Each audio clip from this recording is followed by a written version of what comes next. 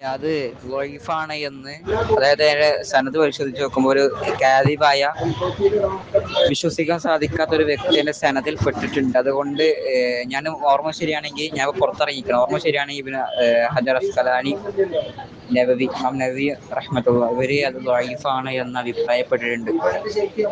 ഇപ്പോൾ സ്വഹീഹ് ബുഖാരി സ്വഹീഹ് ബുഖാരി പെട്ടതായ കാരണം നമുക്ക് സ്വഹീഹാണെന്ന് വിശ്വസിക്കാം. എങ്കിലും അതിന്റെ സനത് പരിശോധിച്ച് നോക്കുമ്പോൾ ദഈഫാകാനുള്ള സാധ്യത പെട്ടിട്ടുണ്ട്. അതുകൊണ്ടാണല്ലോ പ്രമുഖ പണ്ഡിതന്മാർ അത് ദഈഫാണെന്ന് അഭിപ്രായപ്പെട്ടിട്ടുണ്ട്. അപ്പൊ അത് തെളിയിക്കണമെങ്കിൽ അതിൽ കൃത്യമായ രേഖ ആ ടൈമിൽ ഉണ്ടായിരുന്നില്ല.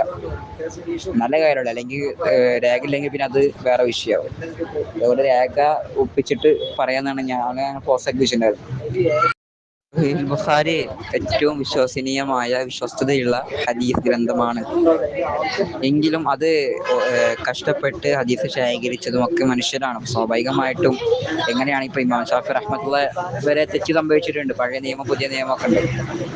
ഒരു ഒന്നോ രണ്ടോ മിസ്റ്റേക്ക് സംഭവിച്ചെന്ന് വരും. മനുഷ്യരാണല്ലോ, ഇത്ര വിശ്വസ്തയാണെന്നെങ്കിൽ. അപ്പോൾ അതുകൊണ്ട് തന്നെയാണ് ഹദീസ് ദുർബലമാണ് എന്ന്, അതായത് ദുർബലമാവാനുള്ള കാരണം അപ്പൊ ഇമാം ബുഖാരിയുടെ മിസ്റ്റേക്ക് ആണെന്നല്ല ആരും പറഞ്ഞത്.